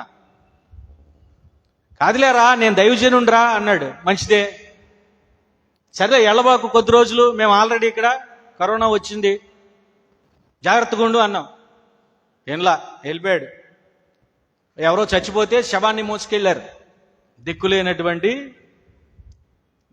శవం, దిక్కు ఉంది కానీ బంధువులు ఎవడు రాలే అక్కడ. సరే అది వేరే స్టోరీ. వెళ్ళాడు బయటికి, అంటుకుంది. ఇంటికి కాదు, డైరెక్ట్గా హాస్పిటల్కే. బెడ్ మీదకి వెళ్ళిపోయాడు, పడుకున్నాడు శుభ్రంగా బెడ్ మీద. వీడియో కాల్ చేశా, నాన్న బాగున్నావా అన్న. ఆక్సిజన్ పెట్టుకున్నాడు, ఎట్టా నవ్వుతున్నాడు. నాన్న నీ నవ్వు నాకు కనపట్టలేదు అన్న, ఆక్సిజన్ తీ నాన్న, ఇది తీ అన్న. అరే తీస్తే పోతాను రా అన్నాడు. తీలేండి ఇప్పుడు నేను అన్నాడు. ఇక్కడ పెట్టుకుని మాట్లాడుతున్నాడు ఇట్లా. ఇచ్చేసారా టైం అన్నారు. ఇచ్చేసారా అన్న. యేసునామములో నీకేం కాదు, 4 రోజులు బయటకు వచ్చేస్తావన్నా. ఎట్టొద్దనరా, ఇక్కడ ₹1,00,000 అయిపోతాయి. ఇక్కడ ఇంజక్షన్ రెమిడిసివిర్ అనేటువంటి ఇంజక్షన్ కోసం యుద్ధాలు జరుగుతున్నటువంటి సమయం అది. బ్లాకుల్లో అమ్మేసుకుంటున్నారు. గవర్నమెంట్ వాళ్ళు ఉచితంగా చేసేసారు ఇంజక్షన్ మా నాన్నకి, డబ్బులేం తీసుకోకుండా. చిన్న ప్రార్థన చేసుకున్నాం అంతే. దేవుడు రక్షించాలనుకుంటే రక్షించేస్తాడు. మళ్ళీ 6 రోజులు తిరగకుండానే చక్కగా ఇంటికి వచ్చేసాడు హాయిగా లేచి. అప్పుడు దాకా ఒక్కడే మంచం మీద. ఇంటికి వచ్చాక అడిగా, నాన్న ఏంటి ఎట్టుంది నీ పరిస్థితి అన్న. బతికాను రా, బతికాను. బతుకుతావు నాన్న, నువ్వు బతుకుతావు. నువ్వు చేసిన సేవ వల్లే నేడు మేము సేవకులు. దేవుడు నీకు అన్యాయం చేయడు. ఈ వ్యాధి మరణమునకు వచ్చినది కాదు.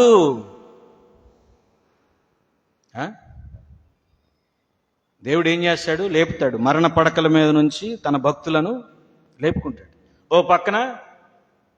పక్కన మావయ్య గారు, అటు ఆయన, ఇటు ఈయన హాస్పిటల్. ఎక్కడ వైజాగ్. వాడు నా ఫ్రెండ్. వాడేంటో దేవుడు పంపించినట్టు వాడు 4 రోజులే చేశాడు అక్కడ పని. ఈయన కోసమే అక్కడ చేరినట్టు. ఆడ అప్పటిదాకా ఆస్ట్రేలియాలో ఎక్కడో ఏదో జాబ్ చేసుకున్నాడు. సరే వాడు బోరు కొట్టేసి ఇండియా వచ్చేసాడు. ఇండియా వచ్చి హాస్పిటల్లో జాయిన్ అయ్యాడు. ఫేస్బుక్లో అక్కడ ఇక్కడ చూసి నాకు పరిచయం అయ్యాడు. నేను గుర్తుపట్టావా పలానా క్లాస్మేట్ అంటే ఓకే ఓకే అప్పటి నుంచి పరిచయం అవుతుంది. జస్ట్ 10 రోజుల్లో మావయ్య గారికి బాల ఇదే కరోనా. మేము కూడా కరోనా ఉన్నాం. బెడ్లు లేవు ఎక్కడ. వెంటనే ఫోన్ చేయగానే టక్కున పంపించేసి అక్కడ కూడా క్షేమమైనటువంటి చక్కటి ట్రీట్మెంట్. అక్కడున్న నర్సులందరూ క్రైస్తవులే.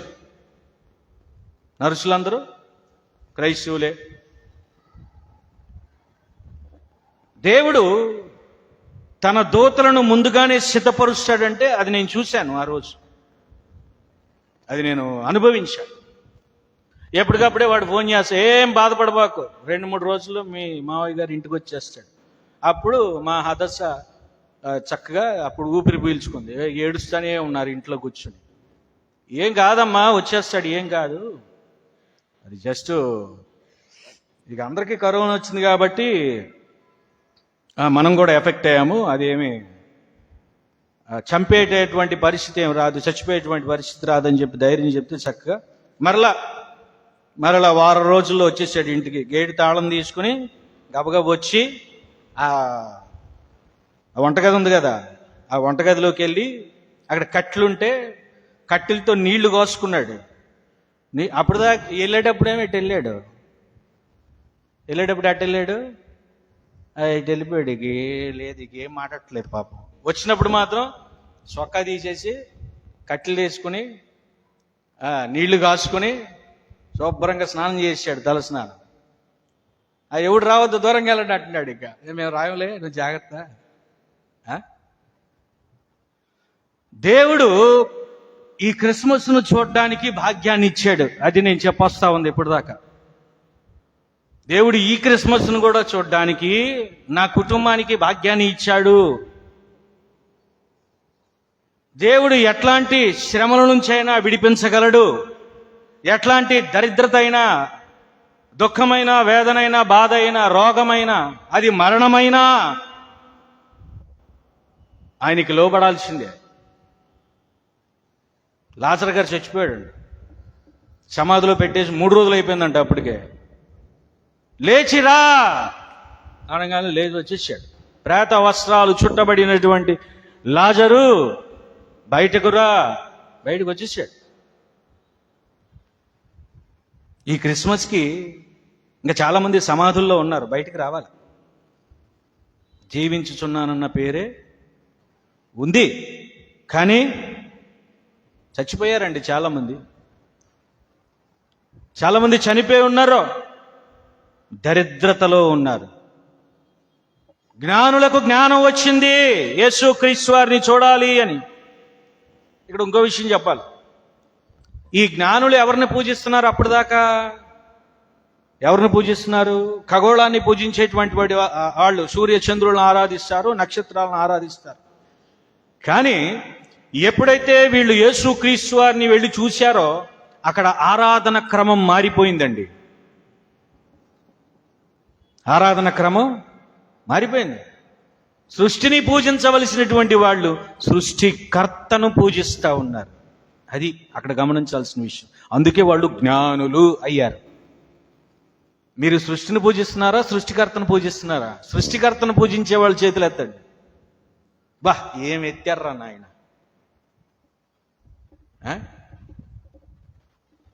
సరిపోవట్లేదు మీ భక్తి. అది నేను చెప్పేది. సృష్టికర్తను పూజించడానికి కానుకలు సమర్పించేశారు వాళ్ళ. బంగారం, సాంబ్రాణి, బోళాన్ని ముందే గమనించేశారు. ఈయనే రాజాతిరాజు, ఈయనే చక్రవర్తి, ఈయనే సింహాసనాసీనుడు, ఈయనే బెత్లెహేములో జన్మించినటువంటి రక్షకుడు అని నమ్మేశారు. నమ్మి ఆయనను పూజించారు, ఘనపరిచారు, మహింపరిచారు, కానుకలు ఇచ్చారు, తమ జీవితాలను పణంగా పెట్టేశారు. వాళ్ళకి అర్థమైపోయింది, అన్యులైనా సరే వాళ్ళకి అర్థమైపోయింది ఈయనే లోక రక్షకుడు, ఈయన వలనే లోకానికి విమోచన, విడుదల అని వాళ్ళు నమ్మేశారు. అందుకే వాళ్ళు జ్ఞానులు అయ్యారు. నమ్మేసి ఆ కానుకలు కూడా అట్లాగే ఇచ్చారు. కానుకలకు కూడా గుర్తులు అయ్యాయి. బంగారము రాజరికానికి గుర్తు, సంబ్రణి బోళము శ్రమలకు గుర్తు. కదా, అందుకే వాళ్ళు జ్ఞానులు. దినములు ఏ పరిస్థితిలో ఉన్నా సరే వాళ్ళు జ్ఞానముగానే ప్రవర్తించారు. హేరోదు రాజు గారు చంపేద్దామని చూశాడు, వాళ్ళు జ్ఞానులు కదా. మరలా దేవుడు మాట్లాడారు, మీరు ఇటు కాదు వెళ్ళాల్సింది, మీరు మరోవైపు వెళ్ళండి. మరోవైపు దేవుడు తోడుగా ఉంటాడు. ఇమ్మానుయేలు అంటే ఏంటి అర్థం? ఇమ్మానుయేలు అంటే దేవుడు తోడు. పాటలు పాడమంటే పాడేస్తారు, దేవుడు మనకు ఎల్లప్పుడూ తోడుగనున్నాడు, తోడుగనున్నాడు. ఎక్కడున్నాడు తోడుకు? నీకు ఉన్నాడా? చెప్పగలవా? గుండెల మీద చేసుకుని దేవుడు నాకు తోడుగా ఉన్నాడని చెప్పగలవా? చెప్తే ఇంకా బద్ధకస్తులాగా ఎందుకు ఉంటావు నువ్వు? ఇంకా నిర్లక్ష్యం ఎందుకు వ్యవహరిస్తున్నావు? ఎందుకు నీ కుటుంబం అంతా చర్చిలో లేదు ఈరోజు? ఎందుకు నీ భార్య లేదు చర్చిలో? ఎందుకు నీ భర్త లేడు చర్చిలో? ఎందుకు నీ పిల్లలు లేరు చర్చిలో? కుటుంబం అంతా దేవుని సన్నిధిలో ఉంటేనే నిజమైన ఆశీర్వాదములు చూడగలరు మీరు. కుటుంబం అంతా రావాలా. విశ్రాంతి దినమును కుటుంబం అంతా కలిసి వచ్చి ఆచరించాలా. ఆడండి నా మాట అంటే కుదరదు. పట్టుకురు లాక్కు రావాలా. కొత్త చీర కొనిగిపోతే అలిగి అన్నం మానేస్తారు కదా. కొత్త చీర కొనిగిపోతే ఏం చేస్తారు? అలిగి అన్నం మానేసి మూతి ముడుచుకొని ఆ మూలలో కూర్చుంటారు కదా. మళ్ళీ చీర కొనిచ్చేదాకా వంట లేదు గింట లేదు. ఈసారి అలగండి. దేనికి అలుగుతారంటే చర్చికి వచ్చేదాకా అలగండి. నువ్వు చర్చికి వస్తేనే నేను బో తింటాను, లేదా చచ్చిపోతాను ఎట్టగని చెప్పండి. అప్పుడు వస్తాడు అండ్ నిజంగా ప్రేమ ఉంటూ వస్తాడు. అమ్మయ్య ఫోన్లే ఇది ఎట్టగొట్ట అయిపోద్దంట, ఇంకో దాన్ని చేసుకుందాం అనుకున్నాడు. అటు రాడిక. అర్థమైనా నా మాటలు? అలిగితే వీటికి అలగండి. దేనికి అలగాలి? యవనస్తులైతే మా నాన్న నాకు ఫోన్ కొని లేదని చెప్పి అలుగుతారు కదా. మా నాన్న నాకు ఫోన్ కొని లేదు, రీఛార్జ్ చేయలేదు. ఆ ఫోన్ నీదైతే నీ దగ్గరికి వచ్చేది ఎప్పటికైనా సరే. ఫోన్ నీది కాదనుకో, రాదు. వచ్చిందా ఫోను? ఎవరికైనా పోగొట్టుకున్న ఫోన్ వచ్చిందా? రాలేదా? అయితే కొత్త ఫోన్లు వస్తాయి. నీదైతే నీ దగ్గరికి వస్తే ఏది లేదని చెప్పి ఆడబాకు, నాకేమీ లేవని చెప్పి కుమిలిపోయి దిగులు పడబాకు. స్వల్పమైనటువంటి దానివైనా నీలో యేసు క్రీస్తు ఉదయిస్తాడు. స్వల్పమైన వాడివైనా, స్వల్పమైన గ్రామమైనా, స్వల్పమైన సంఘమైనా, స్వల్పమైన దేశమైనా, స్వల్పమైన జీవితమైన ఏదైనా సరే దేవుడు నీలో ఉదయించబోతా ఉన్నాడు. నువ్వు దినములను సద్వినియోగము చేసుకుంటేనే, అది అక్కడ కండిషన్. దినములను సద్వినియోగం చేసుకుంటేనే. ఏమండి? దినములు సద్వినియోగం చేసుకోవాలి. దేవాన్ని ఆవరణాన్ని పాడతారండి మా యవనస్తులు. ఏం పాడతారు? పాడండి ఒకసారి, పాడండమ్మా. దేవా నీ ఆవరణం నాకెంతో శ్రేయస్కరం. ఆదివారం మాత్రమే కనపడతారు వీళ్ళు, ఈ బ్యాచ్ అంతా. యూత్ మీటింగ్ కూడా కనపడదు ఈ బ్యాచ్. మళ్ళీ ఇక్కడ కూర్చుని ఏమంటది? దేవా, ప్రభువా, నా నాదుడా, నా తండ్రి. ఏది? ఆ పాడే పాటకు ఒక అర్థం ఉండాలి కదా.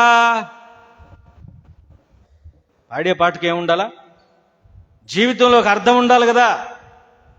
ఆ అర్థాన్ని నెరవేర్చాలి కదా. యూత్ మీటింగ్ ఉండరు, ప్రాక్టీస్ ఉండరు.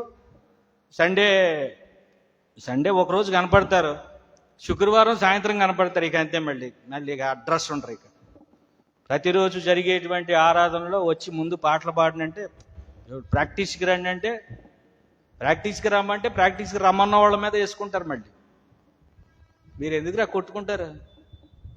కుదురుగుండులే చేది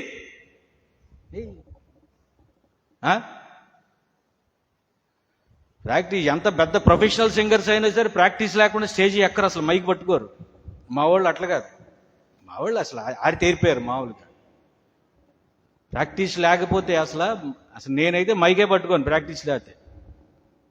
ప్రాక్టీస్ లేకపోతే ప్రసంగాలు కూడా చేయలేం.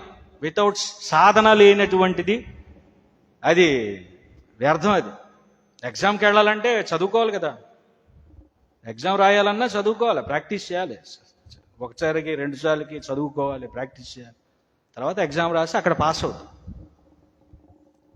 బైబిల్ చదవాలన్నా ఇంటి దగ్గర తరువుగా బైబిల్ చదివేటువంటి అలవాటు ఉండాలి. ప్రార్థన చేయాలన్నా నువ్వు ఇంట్లో కూడా ప్రార్థన చేసుకునేటువంటి అలవాటు ఉండాలి నీకు. అప్పుడే ఇక్కడ నువ్వు చేసేటువంటి ఏ పనైనా దేవునికి మహిమకరంగా ఉంటుంది. ఇక్కడ ఇప్పటికైనా సరే బుద్ధి తెచ్చుకోండి, జ్ఞానాన్ని తెచ్చుకోండి, సంపాదించుకోండి, జ్ఞానాన్ని సంపాదించుకోండి. జ్ఞానం నీకు ఏదైతే కొదువుగా ఉందో అది దేవుని దగ్గర అడుగు. జ్ఞానాన్ని ఇమ్మని అడుగు, లోబడే తత్వాన్ని ఇమ్మని అడుగు, సమయాన్ని దేవుని కొరకు కేటాయించేటువంటి పరిస్థితులను నాకు కల్పించని చెప్పి ప్రార్థన చేయాలి. ఏమండి, ఎవరైనా సరే కొత్తగా పెళ్ళైన వాళ్ళు వచ్చారా? కొత్తగా పెళ్ళైన వాళ్ళు వచ్చారండి? మొన్న పెళ్ళైంది కదా, వచ్చారా జంట? లేదు. ఇక అంతే, ఆ రోజే ఇది మొదలుకొని సౌఖ్యమందున భార్య వచ్చింది. భర్త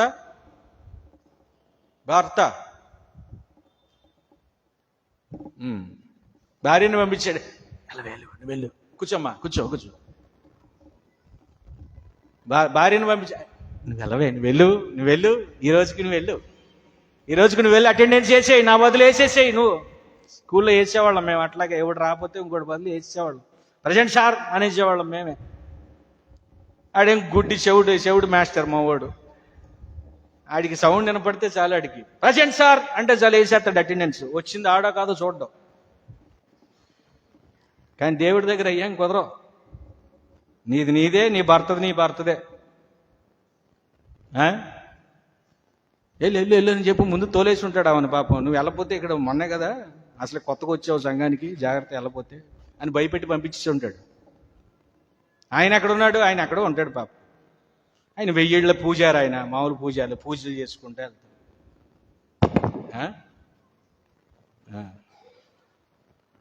ఆదివారం చర్చిలో లేనటువంటి క్రైస్తవులు ఎప్పటికీ స్వల్పమైన వాళ్లే. ఏమండి,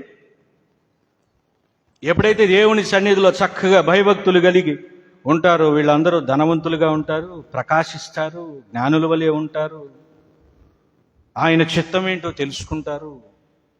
ఏమండి, ఆయన చిత్తం ఏంటో తెలుసుకుంటారు. పిల్లలు, సండే స్కూల్ పిల్లలు, మీరు జాగ్రత్తగా నేర్చుకుంటున్నారా? స్కిట్లు అవన్నీ చక్కగా నేర్చుకోవాలి. సండే స్కూల్ టీచర్లు చక్కగా నేర్పించాలా. పెద్దవాళ్ళు క్రిస్మస్, మరి రేపు క్రిస్మస్, బాగా సిద్ధపడండి, ప్రార్థనాపూర్వకంగా సిద్ధపడండి. సిద్ధపడతాం అనగానే లేనిపోయిన నగలు పక్కింటోడిని అడిగి దిగేసుకుని రావటం కాదు. సిద్ధపడటం అంటే మీ సిద్ధపాట్లే వేరు. మీరు సిద్ధపడితే ఇక ఎవడ తట్టుకోలేడు. ఇక అంత సిద్ధపాటు వద్దు నాయను. మామూలుగా సిద్ధపడమంటే ఇక మేకప్లు, గీకప్పులు, ఐబ్రోస్లు, కోతి మూతికి రాసినట్టు లిప్స్టిక్లు, ఇక మీ సిద్ధపాట్లు ఇలాగే ఉంటాయి. ఇంకేముంటాయి? ఎందుకంటే గజ్జెలు, కాళ్ళకి గజ్జెలు, ఘల్ ఘల్, షాకిని, డాకిని, మోహిని నడుచుకుని వచ్చేది క్రైస్తవురాలా లేకపోతే ఈ దెయ్యమని తెలియదు, అర్థం కాదు. చూడండి, నేను నడుస్తున్నాను చూస్తున్నారా అని చెప్పి వస్తా. అట్లాంటి సిద్ధపాట్లు వద్దానమా? ప్రార్థనాపూర్వకంగా చక్కగా ప్రార్థనాపూర్వకంగా సిద్ధపడండి. చక్కగా క్యాండిల్ లైట్ సర్వీస్లో చక్కగా భక్తి శ్రద్ధలతో కుటుంబం అంతా రండి. క్యాండిల్ వెలిగించండి. నిజంగా మీ జీవితంలో ఎఫెసీయులకు రాసిన పత్రిక 5వ అధ్యాయం ప్రకారం 5వ అధ్యాయం 14 వచ్చిన ప్రకారం క్రీస్తు మీ మీద ప్రకాశించినాడని గుర్తుకు క్యాండిల్స్ వెలిగించాలా. వెలిగించబడ్డాను నేను, క్రైస్తవురాల్ని, క్రైస్తవుని, క్రైస్తవ కుటుంబాన్ని. చక్కగా దేవుని యందు భయభక్తులు చక్కగా. ఇంకా మీరందరూ దినదినాభివృద్ధి చెందాలి, ఆత్మీయులుగా బలపడాలి. అదే కోరుకునేది. సంఘ కాపరికి ఎంతకంటే సంతోషం ఇంకేం ఉండదు. మీరు చక్కగా ఆత్మీయతలు ఎదుగుతుంటే అంతకంటే సంతోషం ఇంకేం ఉండదు, అంతకంటే ఏముండదు. లోబడేటువంటి తత్వాన్ని, దేవునికి సమయాన్ని కేటాయించేటువంటి తత్వాన్ని, ఇవన్నీ మీరు సంపాదించుకోవాలి. ఇంకా అజ్ఞానుల వలె ఉండకూడదు.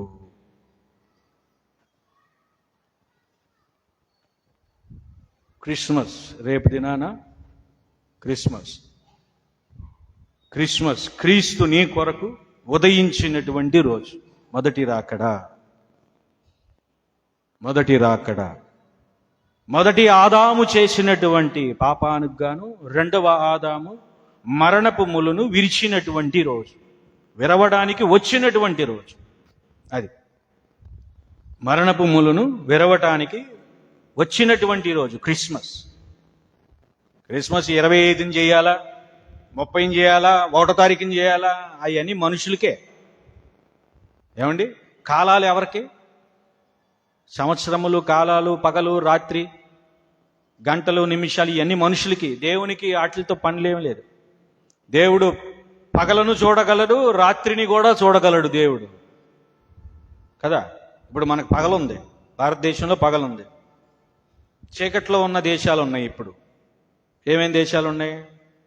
అమెరికా చీకట్లోనే ఉంటుంది. ఇప్పుడు రాత్రి అయిపోయి ఉంటుందిగా అమెరికాలో, ఆస్ట్రేలియాలో అయిపోయి ఉంటుందా?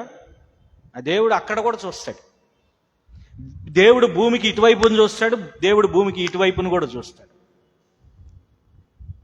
దేవుడు సృష్టిని అంతటిని చూడగలడు. నీకే అవసరం ముహూర్తాలు, గండాలు, గడియారాలు, ఇవన్నీ. దేవునికి వాటితో పని లేదు. అయితే ఒకరోజు నిర్ణయించుకున్నారు, 25వ తారీఖు. సంఘ పెద్దలు అంటే చర్చ్ ఎల్డర్స్ నిర్ణయించినటువంటి తారీఖు. అయినా దేవుని పుట్టుకను లెక్కలేసేవాడు అసలు విశ్వాసి అనబడ్డాడు. దేవుడు స్వయంభవుడు, ఆయన ఎప్పుడో పుట్టేశాడు. ఇప్పుడు పుట్టడం ఏంటి?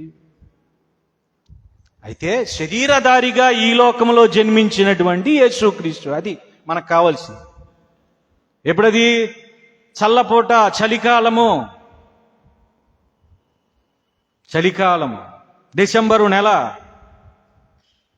25వ తారీఖు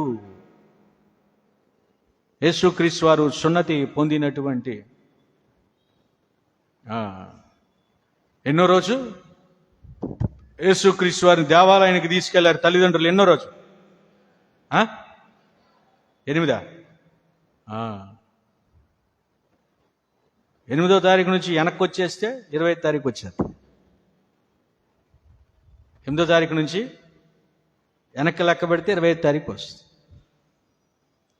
కాబట్టి మీరు రోజులు, గడియల గురించి ఏమో ఆలోచించకండి.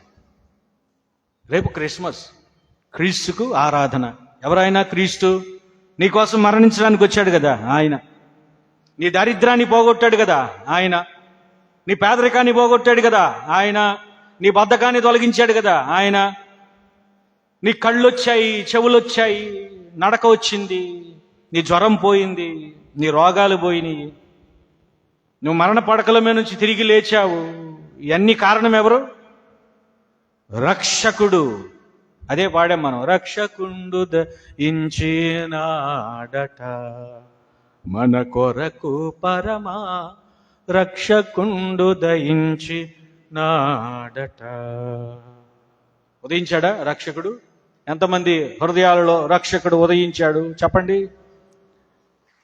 చప్పట్లు కొడుతూ ప్రభునాను మహిమపరచండి. రక్షకుడు ఉదయించినటువంటి వాళ్ళందరూ జ్ఞానుల వలె ఉండాలి. అది దేవుడు కోరుకుంటున్నటువంటి విషయం. దేవుడి మాటలు దీవించునుగాక. తలలో ఉంచితే ప్రార్థిస్తాం. మహాఘనుడవు, స్తుతులకు పాత్రుడవు, సర్వజ్ఞాని, త్రియేక దేవుడు, భూమి మీద నరుల ఆయుష్ చెల్లిపోవలసినటువంటి తరుణంలో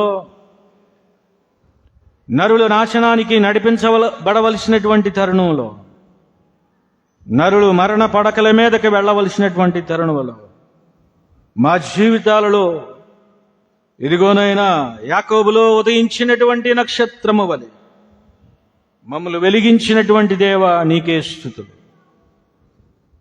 ఇదిగోనైనా మీ క్రిస్మస్ వేడుకను జరుపుకోవడానికి సంఘమంతయు ఆసక్తిగా ఉంది. మరి రేపటి దినాన జరుగుతున్నటువంటి ప్రపంచవ్యాప్తముగా జరుగుతున్నటువంటి వేడుకలలో మీ సన్నిధిని ఉంచండి. అల్ప విశ్వాసులకు చోటు లేకుండా, ఇదిగో అజ్ఞానులకు చోటు లేకుండా, కేవలం అపవాదిని ఎదిరించేటువంటి విశ్వాసులను రేపటి దినాన్ని నిలబెట్టండి.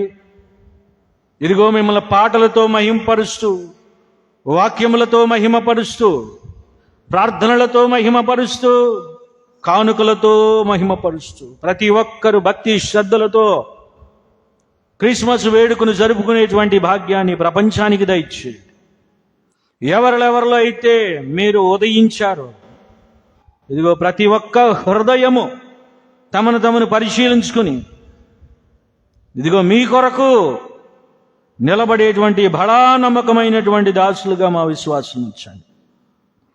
ఈ ప్రార్థనను అంగీకరిస్తూ ఉన్నటువంటి ప్రతి ఒక్కరికి ఈ దినదీవెనలు దయచేయండి. క్రిస్మస్ వెలుగులను వారి జీవితాలలో నింపండి. చిన్నపిల్లలను, యవనస్తులను, స్త్రీలను, పురుషులను, అనాథలను, విధవరాండ్రను, వృద్ధులను, ప్రతి ఒక్కరిని మీ రాజ్యంలో జ్ఞాపకం చేసుకోండి. మా సంఘాన్ని, సంఘ కాపురిని మీ రాజ్యంలో జ్ఞాపకం చేసుకోండి. ఇదిగోనైనా మీరు ఇచ్చిన సుందరమైన దేవాలయాన్ని బట్టి మీకే స్తుతులు. ప్రతిష్ఠిత దినము వరకు కావలసినటువంటి సహాయాన్ని చేయండి. మీరు అతి త్వరలో రానయ్యున్నారు. మరణాన్ని ఈ లోకములో కొట్టివేసినటువంటి దేవుడవు నీవే.